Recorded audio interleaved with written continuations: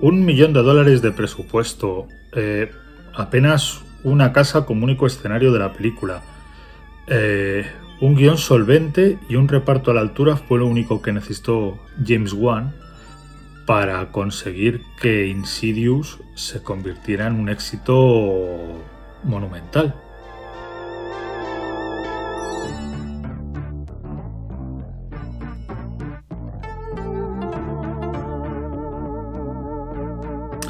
Y es que hoy haremos un repaso a toda la saga Insidious aquí en Fangofan, así que empezamos.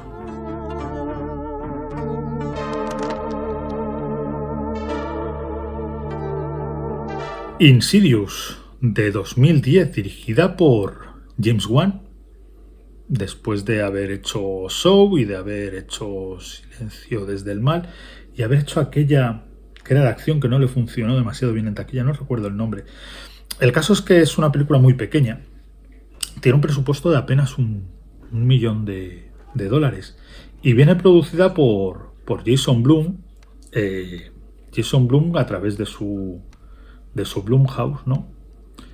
Y lo más interesante es que también viene producida por Oren Peli, el productor de Paranormal Activity. Y es que en aquellos años el terror estadounidense había dado un cambio, ¿no? Después. Y empezaron a aparecer películas con muy poco presupuesto, pero que eran muy rentables en la taquilla. Entonces, era interesante ver cómo James Wan y su guionista, y Lee Whannell, porque el guion es de Lee Whannell, el guionista de Saw, y socio habitual de James Wan.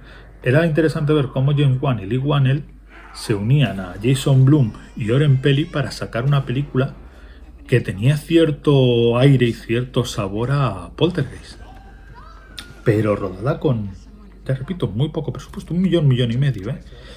En el reparto destacaban Patrick Wilson y Rose Byrne como protagonistas, la actriz Barbara Hershey ya como una actriz madura, la actriz de lente, Lindsay haciendo de una especie de Tangina Barrons y un jovencísimo Ty Simpkins. A este muchacho, a Ty Simpkins, seguramente le recordaréis porque hacía del niño aquel en Iron Man 3 y ahora como actor adulto sigue teniendo una carrera bastante interesante. Este Insidious es una historia de fantasmas sobrenaturales, además rodada como todo lo que hace James Wan, bastante de manera elegante. Es interesante porque apenas tiene un decorado, ¿no? La casa, ¿no?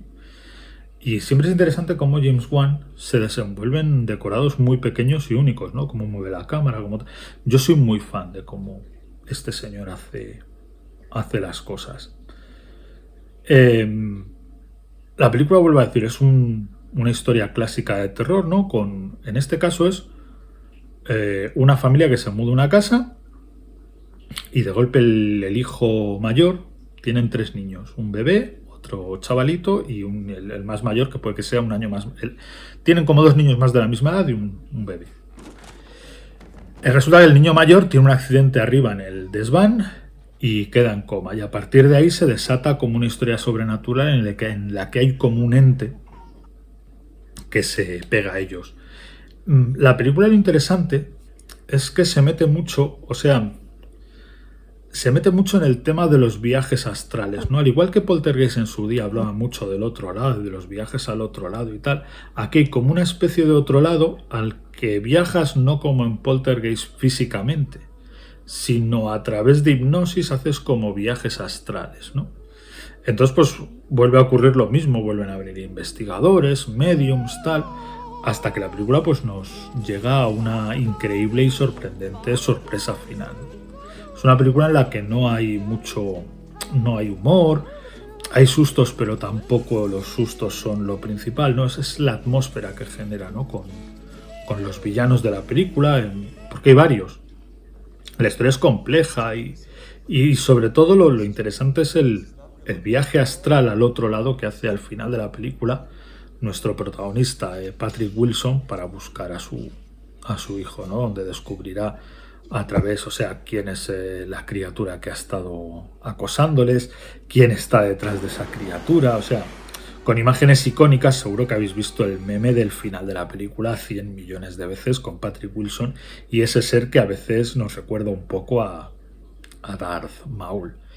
La película se estrenó, bueno, se pudo ver a finales de 2010, pero en realidad se estrenó en abril de 2011 y recaudó más de 100 millones de dólares en la taquilla a nivel mundial. Y a nivel crítico no le fue mal. Es verdad que no tampoco es para... Y ganó varios premios. O sea, ganó un Saturn... Bueno, fue nominado a varios Saturn Awards y ganó alguna cosita. Lógicamente, el éxito de Insidious dio pie a toda una franquicia que llega hasta nuestros días.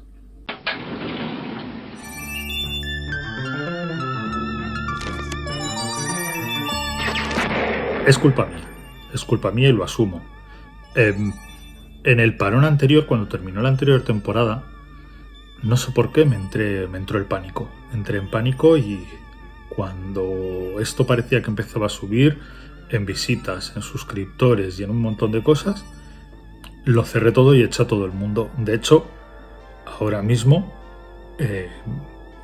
los vídeos no tienen casi visitas y los suscriptores no suben. Estamos por debajo de 300 después de... Recordad que este es el 5º año de Fangofan y seguimos por debajo de los 300 suscriptores y la culpa es mía y solo mía por haber echado a todo el mundo. Mi meta para este año, y acabamos de empezar, es intentar traer de vuelta a mucha gente. Ya alguien me ha preguntado si los vídeos anteriores van a estar disponibles. Supongo que sí, que al menos poquito a poco, según vea si funciona, si hay interés, seguramente sí, pero por ahora todo lo que tiene que ver con Fangofan es esto que veis aquí y que veis ahora. Así que un poquito de paciencia. Eso sí, vamos a ir viendo cómo funcionan estos vídeos. Este solo es el segundo Fangofan de 13, así que queda mucha temporada por delante, así que mucha paciencia tanto por mi parte como por la vuestra. Lo que os digo siempre, a poco que os guste, un like es bastante gratis. Yo sé, y lo he dicho en numerosas ocasiones, que los likes en este canal se cobran muy caros, cuesta mucho que la gente dé un like y ya suscribirse ni hablamos. Pero igualmente, si os apetece, si os mola, si los que os fuisteis queréis volver, estáis todos invitados a esta nueva aventura de Fangofan dentro de este videoclub de cine. Como era de esperar, Insidious 2 no se hizo esperar y llegó a los cines de medio mundo a lo largo de 2013, hacia el mes de septiembre, a finales de 2013.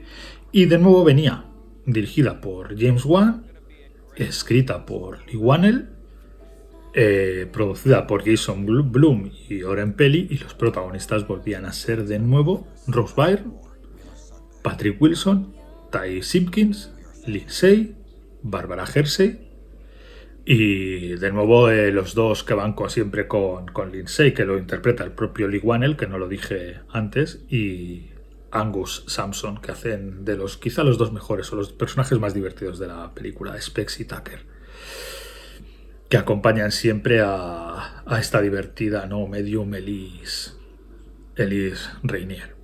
Bueno, pues Insidious 2 ocurre directamente, continúa la historia donde lo dejó la primera. Si os acordáis de la sorpresa final de la primera película, pues aquí han pasado apenas días.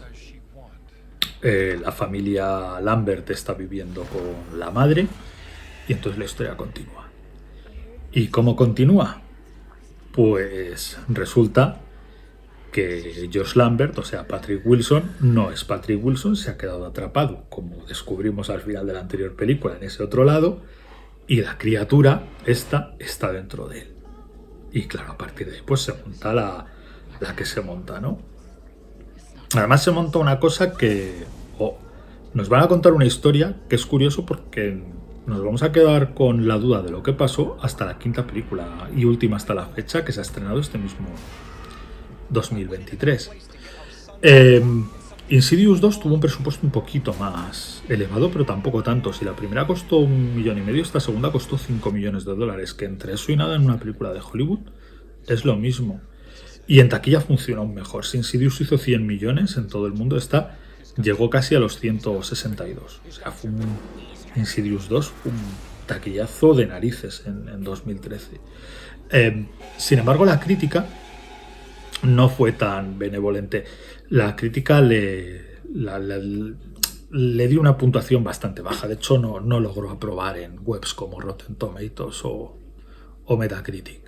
Mientras que la primera sí que había tenido unas notas de en torno a un 6, 7. Esta se quedó en torno a un 4 y pico. Nada de tal, pero es verdad que en una carrera como la que tiene James Wan como director, Insidious 2 se queda un poquito por debajo. No es que sea una película, no me entendéis mal, no es que sea una película horrorosa, no es una película mala, pero sí que es este tipo de películas que, viniendo del director que vienes, se espera un poco más. Aún así, por ejemplo, el darle mayor protagonismo a Rose Byrne, que hace el papel de la madre de Renai, le da puntos positivos a la película. Rose Byrne es una actriz que tiene mucho carisma y quizá nunca ha conseguido, ¿no?, colarse entre las grandes superestrellas de cine, pero es una actriz muy, muy solvente. Patrick Wilson, con esa cara de Ken, ¿no?, y de americano perfecto que tiene, haciendo de malo, es también muy sorprendente porque normalmente es un actor que funciona mejor de villano que de héroe.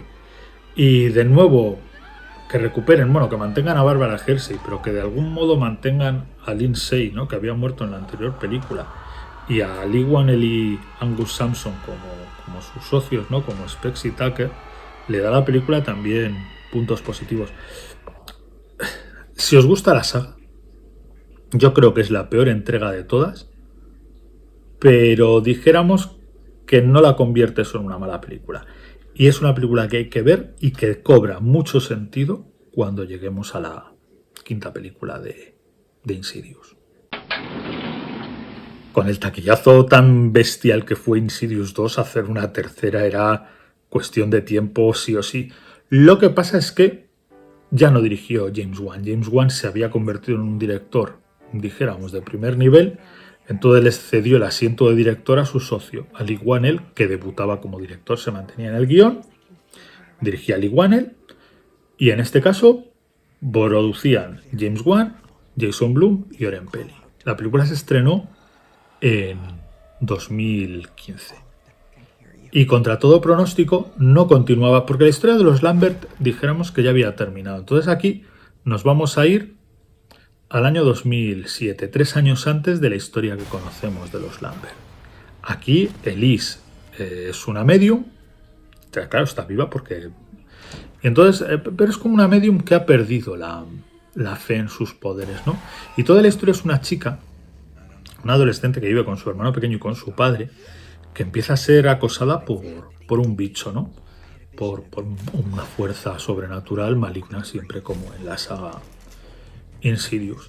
Y aquí nos van a contar una historia que a mí me gustó muchísimo porque es un poco la génesis de cómo se conocen y cómo se vuelven un equipo contra seres sobrenaturales, Tucker y Specs, con Elise Rainier, que es la protagonista de esta película, ¿no? O sea, es un giro interesante de la saga que un personaje que muere en la primera película, de golpe al llegar la tercera, sea la protagonista absoluta de la función. La película, tía, al tener estos protagonistas, no, al ser los protagonistas Tucker, Specs y Elise, tiene un tono más desenfadado que las otras dos películas que eran muy serias, ¿no? Aquí hay mucho humor. Es una película de fantasmas, es terrorífica, no me malinterpretéis, pero tiene otro sabor. A mí me gustó mucho. Insidious 3 es una película que a mí en concreto me gustó muchísimo. Es una película que me encantó a muchos niveles. El presupuesto fue todavía un poquito mayor. Si la primera costó 1,5 millones, la segunda 5, el presupuesto subió a 11. Y la taquilla bajó un poquito, bajó a los 113 millones. No, es que el bombazo que pegó la 2 fue muy, muy gordo. La crítica la trató mejor que la 2. Para mí es mejor película que la 2. Puede echar para atrás que no estén actores como Rose Byrne y y Patrick Wilson, que son más estrellas que Lindsay, pero para mí es que el carisma de Lindsay haciendo de Elise Renier me encanta. Entonces, fue una película que, creyendo yo, y esto es algo personal mío, que es una historia menor dentro de lo que es Insidious, porque solamente es la génesis, ¿no?, de lo que va a ser es la génesis para contarnos quién es Elise y sus dos ayudantes en la primera película, ¿no? Aunque introduce cosas bastante chulas que le dan a la película un toque bastante... Y además, a mí hay una cosa que siempre me ha gustado en Insidious, que es que el guionista, en este caso Lee Whannell, como es el guionista, es capaz como de cosas que parece que ha metido en la primera película sin que tengan mucho tal, de golpe le da cierto sentido en futuras entregas, ¿no? Como por ejemplo, aquí veremos un par de cosas bastante chulas que nos enlazan directamente en cosas que vimos con la primera. Insidious 3 es una película para mí muy recomendable. No está a la altura de la primera, pero para mí supera un poquito a la segunda. Junto con la primera, quizás mi entrega favorita de la saga, Insidious capítulo 3.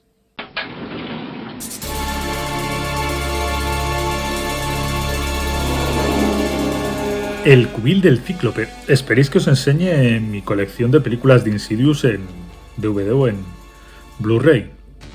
Pues no. Poltergeist 3. Poltergeist 3, editada por Scream Factory, por Shout Factory. Esta es una edición un poco particular. Primero es un DVD de importación estadounidense, o sea, si no tenéis un reproductor en Blu-ray que pueda reproducir zona A, no vais a poder verlo.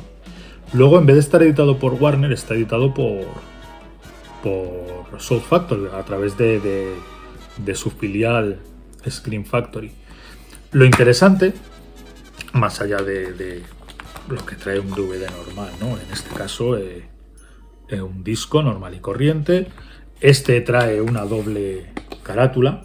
Trae la de que hemos conocido toda la vida en VHS y DVD y tal. Y está este nuevo arte para la ocasión.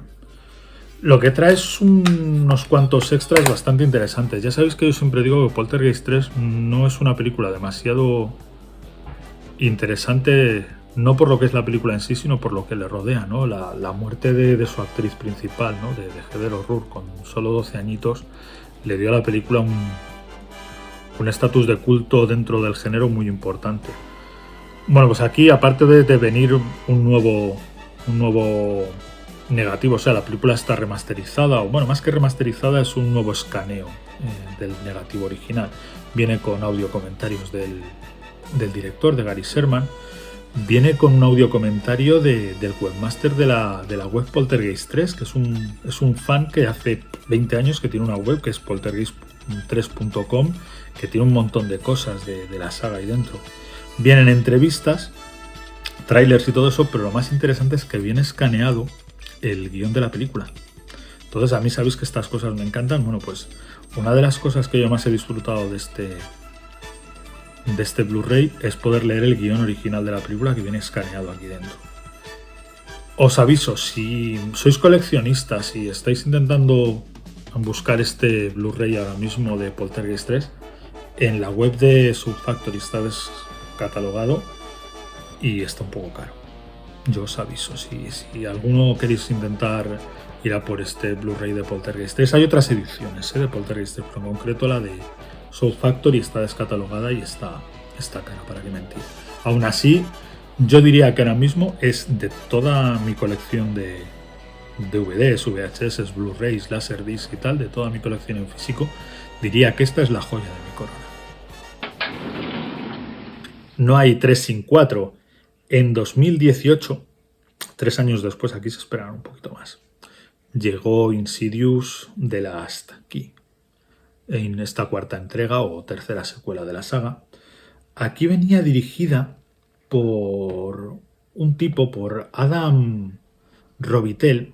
Adam Robitel venía de haber... Era de la casa, era del clan James Wan, Oren Peli, Jason Blum, porque venía a dirigir una de las últimas entregas de Paranormal Activity, que también se había convertido en estos años en un transatlántico de una franquicia de terror que prácticamente también venía una película al año.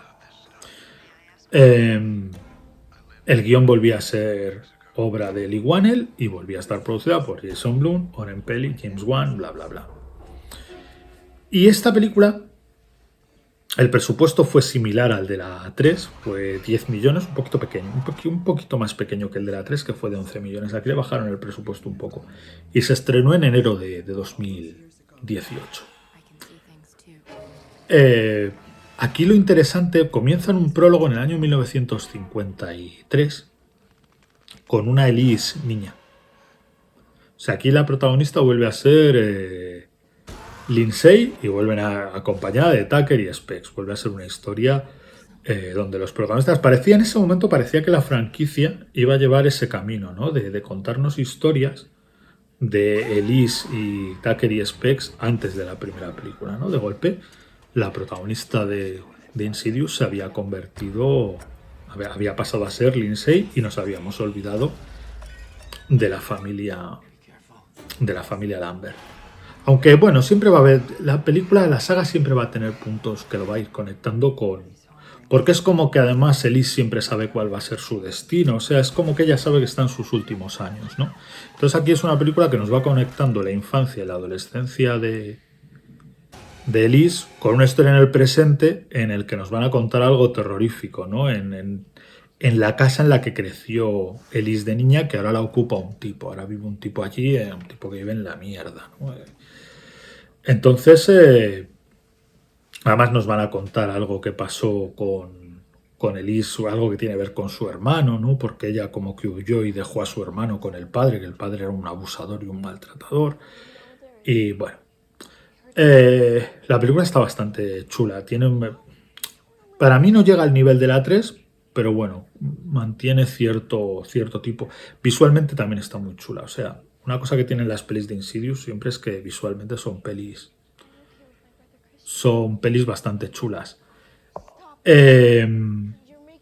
Aquí, puntos interesantes que tiene la película. De nuevo vuelve a hacer cosas que nos conecta con la historia de la familia Dalton.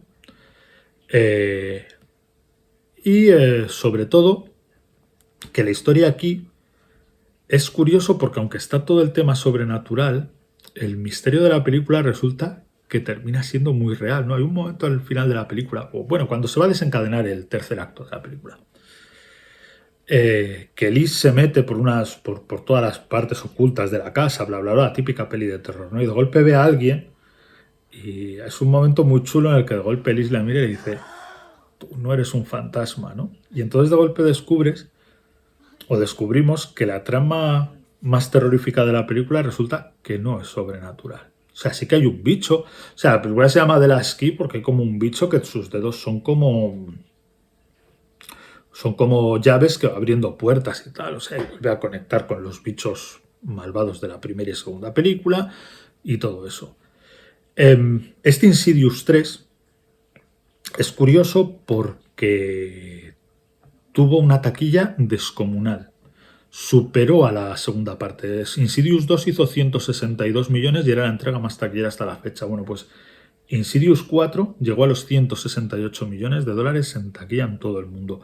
Fue un éxito, pero monumental. O sea, para lo que es terror, el terror no suele pegar. O sea, es raro una película de terror que pegue más de 100 millones. Sin embargo, la crítica le dio caña, como a la 2. O sea, parece que a las entregas pares de Insidious les dan caña, a las impares no les dan tanta caña a la crítica. Esta peli tuvo una crítica bajita. O sea, apenas un 5, rozando el 5 en Metacritic, cosas así. El punto negativo.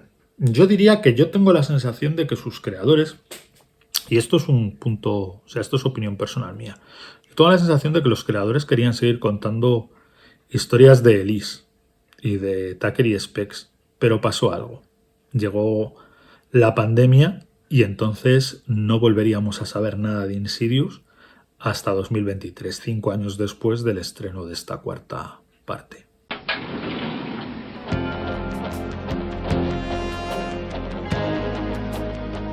Nuestra biblioteca de las pesadillas para este fangofan dedicado a Insidious no tiene mucho que ver con fantasmas ni con nada, aunque sí con el cine de terror. Hace unos meses me compré este libro escrito por la actriz y directora Asia Argento, Anatomía de un corazón salvaje, editado en España por Applehead Team. Es una autobiografía de esta mujer nacida en Roma en 1975 e hija de nada más y nada menos que de Dario Argento, el mito del maestro del Odrívido, ¿no? Como le llaman, y de la actriz y guionista Daria Nicolodi. Es un relato bastante desgarrador. Ya sabéis que a mí todo lo que tiene que ver con lo que publica Applehead Team me encanta, así que compro un montón de libros que ellos editan. Compro menos de los que me gustaría porque encima son caros y el presupuesto no me da. Pero cada vez que puedo intento, y ellos lo saben, les doy bastante el coñazo en su web, que me gusta comprar lo que van editando. Un libro fascinante, desgarrador, increíble. O sea, yo creo que me lo leí en una tarde y media. O sea, y no me lo leí del tirón porque tenía cosas que hacer. Pero es alucinante lo que llega a contar, ¿no? En ocasiones lo difícil que puede ser la vida de una persona cargando con un apellido como el que carga esta mujer. Así que eso, si os apetece leer una novela, en este caso una autobiografía interesante, esta Anatomía de un corazón salvaje es una lectura bastante potente. E Insidious volvió en 2023, en concreto en verano.